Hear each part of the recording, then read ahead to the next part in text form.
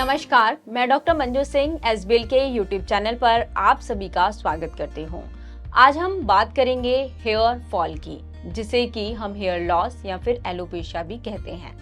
Hair loss क्यों होता है, कैसे होता है, इसके और हम क्या टेस्ट कर सकते हैं और हम इसको कैसे प्रिवेंट कर सकते हैं। आज की इस वीडियो में हम ये सब जानेंगे। यदि किसी का हेयर फॉल 50 या फिर 100 बाल रोज झड़ रहे हैं तो वो एक नॉर्मल कैटेगरी में आता है, जो कि हमारी हेयर ग्रोथ साइकिल होती है। लेकिन अगर इससे अधिक किसी को हेयर फॉल हो रहा है दिन में, यानी कि 50 से 100 से अधिक ज्यादा हेयर्स फॉल हो रहे हैं एक दिन में, तो उसे हम हेयर फॉल कहते हैं। इसका मतलब है कि आपकी बॉडी में कोई ना कोई कॉज हो सकता है आपके हेयर फॉल का। हेयर फॉल की बात करें तो हेयर फॉल कई तरीके का होता है, जैसे कि एंड्रोजेनिक एलोपेशिया। यह मेल या फीमेल में किसी में भी हो सकता है। यह जेनेटिक कॉज के कारण होता है। यदि हम मेल्स की बात करें तो जो मेल्स होते हैं उनमें जो हमारी हेयर लाइन होती है वो पीछे की साइड होने लगती है, यानी कि आगे से उनका हेयर फॉल होने लगता है और बीच जो हमारा स्कैल्प है वहां से हेयर फॉल होने लगता है। अगर हम फीमेल की बात करें तो फीमेल का जो स्कैल्प है, सेंट्रल पार्ट है, वहां पर जो उनके बाल होते हैं उनकी थिनिंग यानी कि पतले होने लगते हैं। दूसरा आता है एलोपेशिया अरेटा। यह एक ऑटो इम्यून कंडीशन होती है, जिसमें कि जो हमारा इम्यून सिस्टम होता है वो हमारे हेयर फॉलिकल्स पे अटैक करने लगता है, जिसकी वजह से पैची हेयर लॉस होने लगता है। यह हेयर लॉस हमारे स्कैल्प पे हो सकता है या फिर बॉडी के किसी भी पार्ट में हो सकता है। तीसरा है टेलोजन इफ्यूवियम। इसमें जो हमारा हेयर ग्रोथ की जो नॉर्मल साइकिल होती है वो डिस्टर्ब हो जाती है और उसकी वजह से हेयर फॉल बहुत ज्यादा होने लगता है।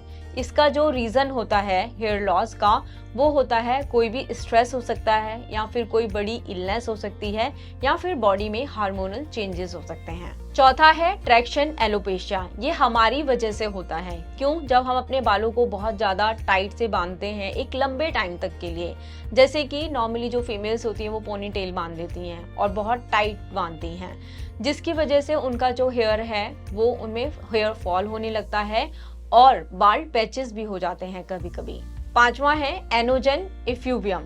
इस टाइप का जो हेयर फॉल होता है वो काफी रैपिड यानी कि बहुत तेजी से होता है और ग्रोथ जो फेज होता है हेयर्स का उस टाइम पर होता है। इसका जो नॉर्मल कॉज होता है वो कीमोथेरेपी या फिर रेडिएशन होता है। अब हम जानते हैं कि जो हेयर फॉल है उसके कॉजेस क्या हो सकते हैं। सबसे पहले आता है जेनेटिक कॉज, कि हमारी फैमिली हिस्ट्री है, फैमिली में रन कर रहा है कि हेयर लॉस होना ही होना है।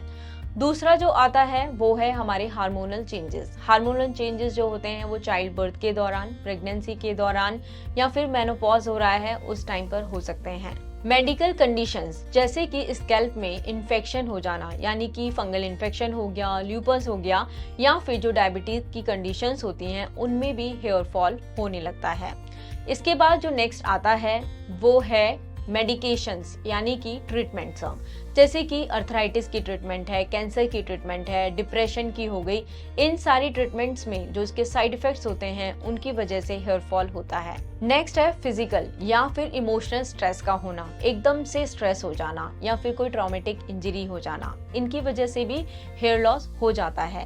नेक्स्ट है इसके बाद न्यूट्रिशनल डिफिशियंसीज, जैसे कि iron, protein, biotin, vitamin D जैसी न्यूट्रिशन डिफिशियंसीज यानी कि इनकी कमी हो जाना। हेयर ट्रीटमेंट्स और स्टाइलिंग, जैसे कि ये जो कॉज होता है ये हम अपनी तरफ से खुद ही करते हैं, जैसे कि हमने प्रेसिंग करा लिया, मतलब अपने बालों को बहुत ज्यादा हीट और केमिकल्स के कांटेक्ट में लेकर आए, जिसकी वजह से हेयर फॉल होने लगता है।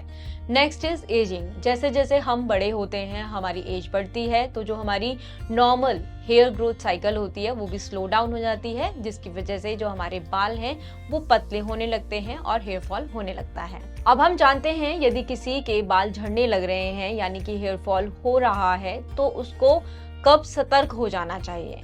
यदि आपके बाल धीरे धीरे पतले हो रहे हैं, थिन हो रहे हैं, तो आपको थोड़ा सा सतर्क होने की जरूरत है। इसके साथ ही यदि आपको कोई लंबे समय से डिजीज कंडीशन चली आ रही है और उसके दौरान आपका हेयर फॉल तुरंत एकदम से जल्दी से हो रहा है, तो भी आपको सतर्क होने की जरूरत है। यदि आपका हेयर फॉल पैचेस में हो रहा है, यानी कि जो उसकी शेप है वो एक कॉइन की शेप में है, तो आपको ध्यान देने की जरूरत है। यदि आपका हेयर फॉल पूरी बॉडी में से भी हो रहा है तब भी हमें सोचने की जरूरत है, क्योंकि ऐसे वाले हेयर फॉल पर हम लोग नॉर्मली ध्यान नहीं देते। इसके साथ ही यदि आपके स्कैल्प में फंगल इन्फेक्शन हो गया है, उसकी वजह से हेयर फॉल हो रहा है, तब भी आपको अपने डॉक्टर से मिलने की आवश्यकता है। अब हम जानते हैं कि हम हेयर फॉल को किस तरीके से प्रिवेंट कर सकते हैं। सबसे पहले जो हमारा हेयर स्टाइल है, अगर वो बहुत ज़्यादा हमारे हेयर स्टाइल को हम टाइट करके बांध रहे हैं, जैसे कि पोनी टेल्स में करते हैं, वो सब नहीं करना है। दूसरा, अगर आपको कोई स्ट्रेस है तो आपको अपना स्ट्रेस मैनेज करने की ज़रूरत है।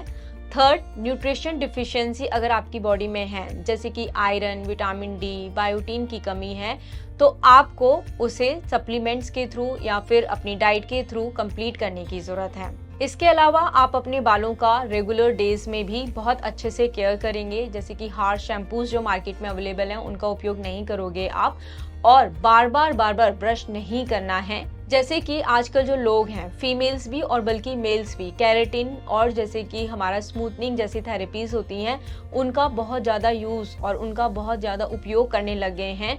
उनको अवॉइड करने की ज़रूरत है। क्यों? क्योंकि उनमें काफ़ी केमिकल्स यूज़ होते हैं और हीट बहुत ज़्यादा यूज़ की जाती है, जिसकी वजह से हेयर फॉल हो सकता है। अब हम बात करते हैं कि होम्योपैथी किस तरीके से आपके हेयर फॉल में हेल्प कर सकती है। यदि आपका कॉज कोई एक्सटर्नल है, जैसे कि केमिकल्स और हम जो हीट अप्लायंसेस होते हैं उनका उपयोग कर रहे हैं, तो वो हमें अवॉइड करना पड़ेगा। उसके लिए हमें एक टेक केयर करनी पड़ेगी, जैसे कि मैंने ऊपर बताया। इसके अलावा अगर आपको कोई इलनेस है या फिर कोई हार्मोनल चेंजेस हो रहे हैं, कोई न्यूट्रिशन डिफिशियंसी है या फिर स्ट्रेस भी है और उसकी वजह से आप लोगों को हेयर फॉल हो रहा है, तो होम्योपैथी बहुत अच्छे से काम करेगी।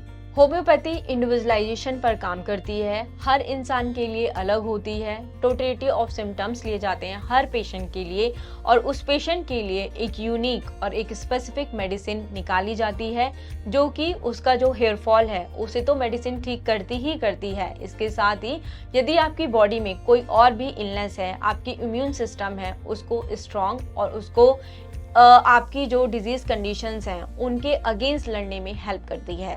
उम्मीद करती हूँ कि आज आपको इस वीडियो के माध्यम से हेयर फॉल के बारे में, उसके कितने टाइप्स होते हैं, क्या कॉजेस हो सकते हैं, और सबसे बड़ी बात जो हमारे खुद के कॉजेस होते हैं उनसे हम कैसे बच सकते हैं, और होम्योपैथी किस तरीके से काम आती है हेयर फॉल में, इसके बारे में सारी जानकारी आपको मिली होगी।